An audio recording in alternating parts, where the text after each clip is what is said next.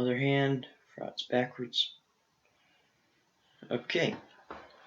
Hey guys, it's Shadow the Gundam Man, and we have another album review to do. I know. I did 2 yesterday. I'm doing one right now. Yeah, Now, if you watched my album review on Metallica's Reload, and then the video I made after that stating why I do album reviews, then you will know that I said that I was going to review Metallica's Master of Puppets after Reload. Well, that didn't happen. Instead, last night I uploaded a review of Metallica's And Justice for All. Right there, yeah. And Justice for All, man. Because I listened to it and thought it was that good. And Justice for All is an amazing album. It's my favorite Metallica album, even production-wise. So this video is my review of Master of Puppets by Metallica. Most of these early reviews are going to be Metallica. That's what I have most of in my collection. Well, Master of Puppets, pretty basic thrash metal album. Runs in at 54:46 or something like that. Yeah, 54:46, so almost an hour long. 10 minutes shorter than And Justice for All. Still, for thrash metal album, pretty long. There is not a song on this album that goes under the 5-minute mark. And in fact, it's an 8-song album, and 3 songs go over the 8-minute mark. So you can kind of see what kind of sprawling piece you're dealing with here. Produced by Flemming Rasmussen, who also produced And Justice for All, their next album, and their previous album, Ride the Lightning. So he's got a lot of experience with Metallica at this point, so he knows what he's doing with them. You can really kind of hear it on this record. It doesn't have the progressive time changes, tempo changes and virtuosity in the playing that And Justice for All does, but you could see them getting there. Listening to the first 4 Metallica albums, you see them going into this. You see them go from a very raw, unpolished sound on their first album, Kill 'Em All, to a more polished, but still heavy and thrashy sound on Ride the Lightning, to continuing that same direction with more of a progressive side on Master of Puppets, finally reaching its peak with And Justice for All. I'm going to make a lot of comparisons between Master of Puppets and And Justice for All in this review. I would be doing it with Ride the Lightning too, but I don't have Ride the Lightning, sadly. But back to giving a review of Master of Puppets here. It opens up with the song Battery, which is 5 minutes 10 seconds long. And the song is about anger and refers to the term, and people will either tell you that they call it battery, referring to either the term, assault and battery, or referring to an artillery battery, interpreted as the singer singing of a war tactic as the aggressor, personifying destruction. You really won't know for sure, but those are just 2 interpretations that people will give you. Just depends on the person you ask. It starts off with really bass-heavy acoustic guitars. Then that happens, and they're joined by a wall of distorted electric guitars.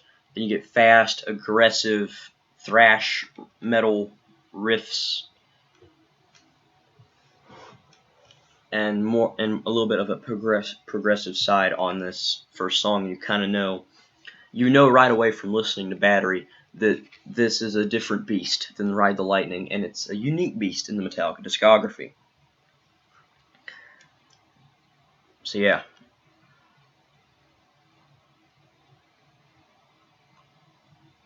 Okay.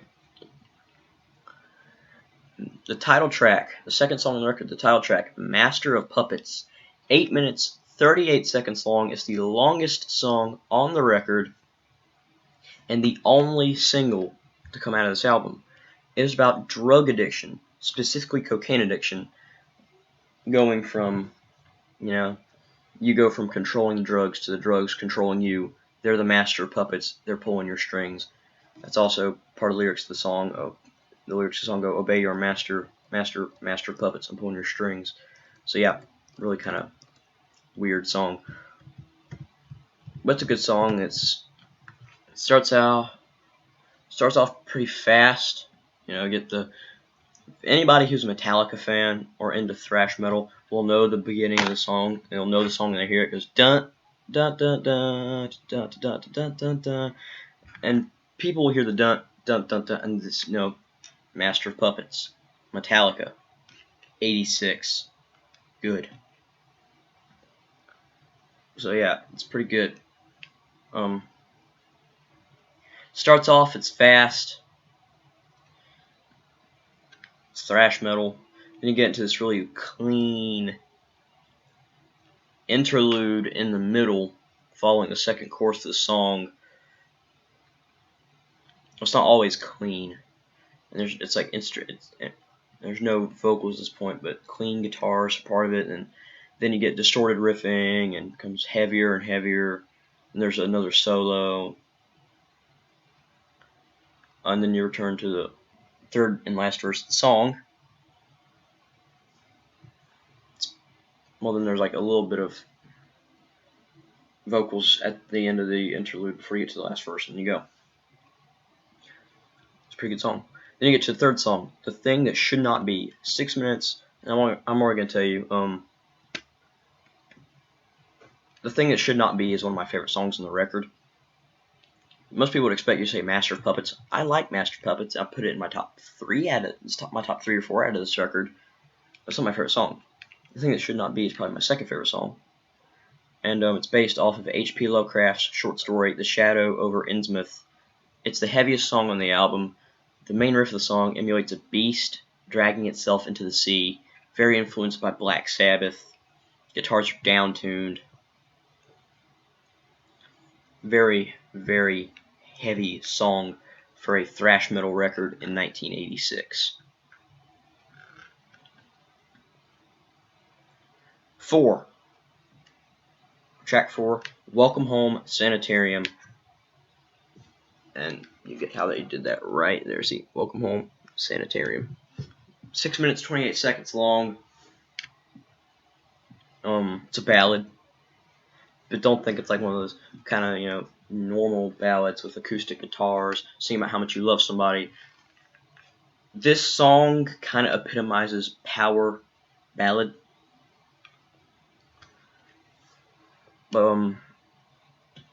Based off of Ken Kesey's novel, "One Flew Over the Cuckoo's Nest." And the whole song is about this person who is a patient in a mental institution, but they don't need to be there. They are trapped there against their will, and they don't need to be there. Song opens, undistorted single strings on the guitar and harmonics. Clean main riff. You have like alternating clean guitars in the verses, heavy riffing in the chorus. That ends up with really aggressive end-off in the song.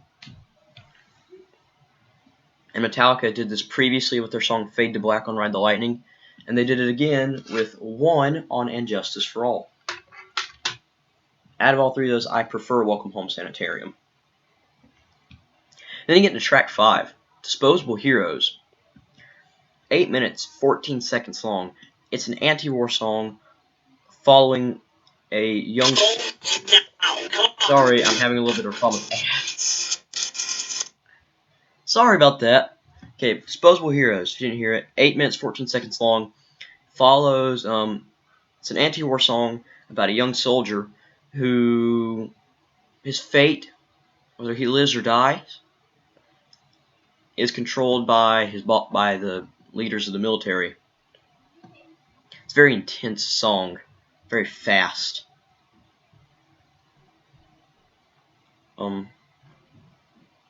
Then you have "Leper Messiah," track 6, 5 minutes, 38 seconds long.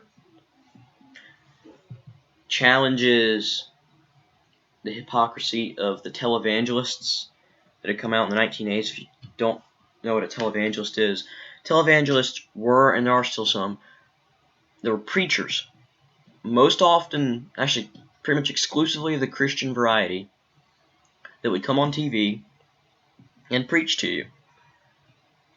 You know, they're still around, and some of them do legitimate good, especially in my eyes, as I am a Christian.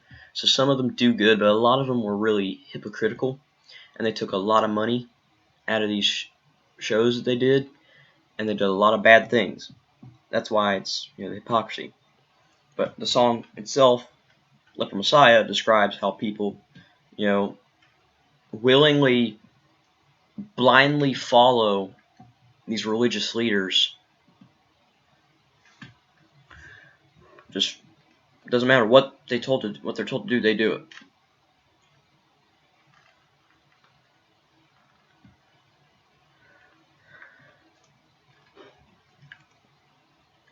Then you get Orion, track 7 on the album, 8 minutes 12 seconds long. It's an instrumental, so there's not much we can say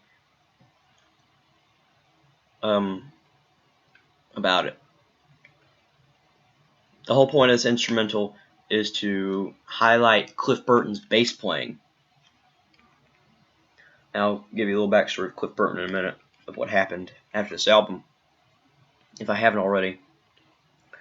Yes, so in terms of what it's meant to do, it's very similar to their instrumental on their previous album, Ride the Lightning, Call of Cthulhu, which also shows off Cliff Burton's bass playing, with the guitars taking a back seat.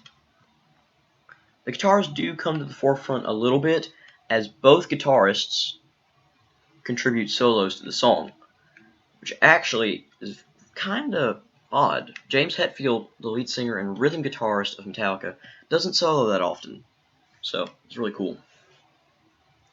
But Orion opens with a bass section, and it's meant to resemble an orchestra, so they have it really heavily processed. There's a bass solo. So yeah. Then you have the last song on the album, Damage Incorporated, or just Damage Inc. 5 minutes, 8 seconds, shortest song on the album, rants about senseless violence and reprisal on an unspecified target. Also, it drops the F-bomb a lot, but that's not a problem. It's a good song. So yeah, that's a fast song. So then you have my favorite songs on the record. Well, Damage Inc. was the last song. My favorite songs on the record. My favorite song on the record is... Man, I'm speaking too fast. My favorite song on the record, Disposable Heroes. It's in my opinion, the best song on this album. Then Welcome Home Sanitarium. Then The Thing That Should Not Be. Then Master of Puppets. So that's the half of the album that I think is best. Right there in the middle. Tracks 2 through 5. That's good. Now, this was the last Metallica album to feature bassist Cliff Burton. He was not the founding bassist of Metallica. The founding bassist of Metallica is a man named Ron McGovney, but he left the band pretty early on, and he was replaced with Cliff Burton. Cliff Burton played on Metallica's debut album, Kill 'Em All. He played on Ride the Lightning. He played on Master of Puppets. Sadly, during the promotional tour for the album, which I think was in 1987 at this point, he died in a bus crash in Sweden. So, this was the last album we got to hear him play on. It is not the last album that he made contributions to, however. That title goes to Live Is to Die, the instrumental off of And Justice for All. He wrote the bass line for that song. And also the second half of a spoken word thing at the end of the song. So that's the last contribution he made to Metallica. And there are some unused bass things that he bass recordings of his that we could see crop up one day, that could be used later on if they haven't been already. Because they may have used them already and I just haven't heard about it. Now going into the ratings of this album. AllMusic gave it a 5 out of 5. The Chicago Tribune gave it a 4 out of 4. Robert Christgau gave it a B-. Encyclopedia of Popular Music gave it a 4 out of 5. Kerrang gave it a 5 out of 5. Rolling Stone Album Guide gave it a 5 out of 5. Sputnik Music gave it a 4.5 out of 5.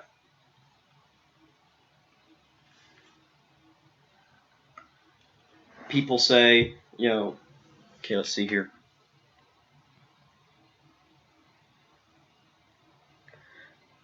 Adrian Begrand of Pop Matters praised the production as a metal version of Phil Spector's Wall of Sound.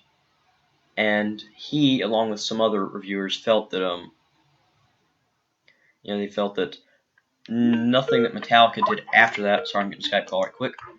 They felt that a lot of reviewers felt that nothing Metallica did after Master of Puppets could ever match the musical quality of the album.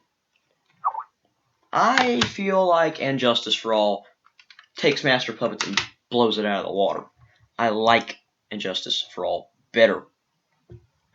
But it's a matter of opinion. I do like Master of Puppets. Let me tell my friend here why I didn't answer Skype call.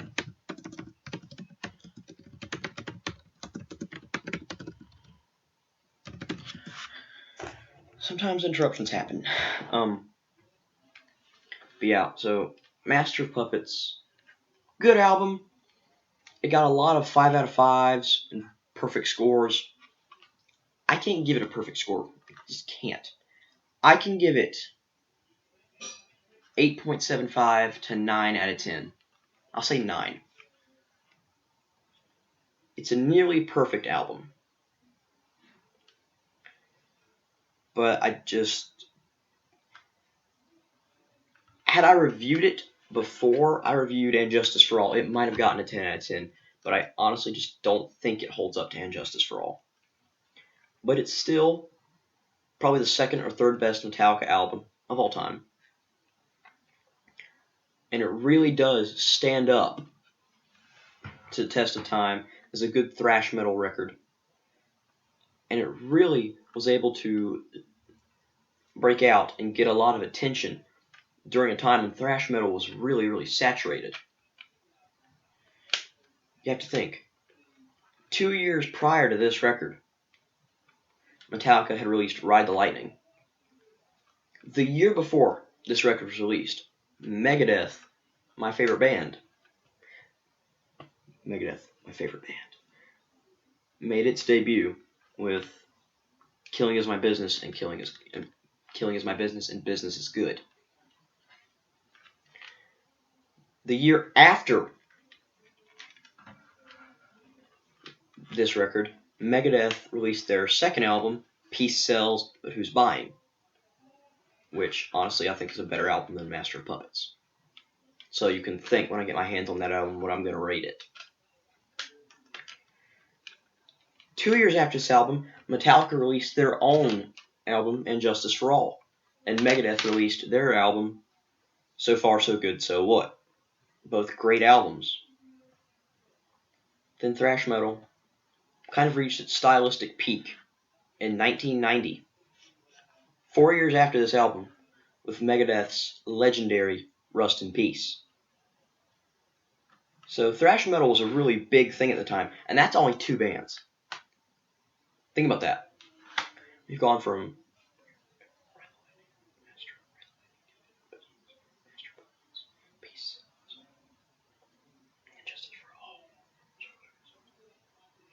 we've gone through 7 albums. That's just 2 bands. You also have bands like Slayer and Anthrax and Death Angel and Nuclear Assault and Testament and Exodus and many other thrash bands who were releasing very good records at this time. So thrash metal was a very, very good, living, breathing genre of music.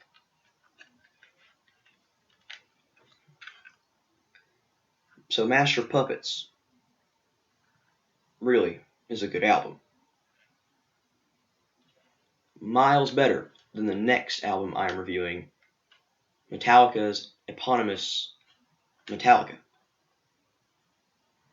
the Black Album. And I think I mentioned it in my Reload review. I don't really like the Black Album all that much. I like Sad But True, and I like Wherever I May Roam, and I honestly don't think it's a bad album. I will give it it will get over a 7 out of 10. But I just think that really it's trying to hold on to too much. It's holding on to too much of what made Master of Puppets and Justice for All great. It's thrash records that it really kind of, in some places, forgets that it's not a thrash album. It's a basic heavy metal album that wants to be a thrash album and fails at it. So it will not get higher. It will not get as high as Load or Reload, who fit the normal heavy metal description better. Despite that, it is still a good album. It's just not my favorite. And I'm pretty sure once I review the Black Album, then I'm out of Metallica albums. Until I get more. After that, the next Metallica album I'm hopefully getting will either be Ride the Lightning or Kill 'Em All. I don't want to review Saint Anger. Saint Anger sucks. So, it doesn't suck. A couple songs on there I really like. But this video's gone on for over 20 minutes. We didn't go too in depth, but we really didn't need to. To Cliff Burton, the wonderful bassist on this album and Metallica's previous, rest in peace. We miss you. Now, of course, I wasn't alive to see him play, but I've had the privilege of hearing his bass playing. He was a great bass player. So may he rest in peace. This has been Shadow the Gundam Man. Peace.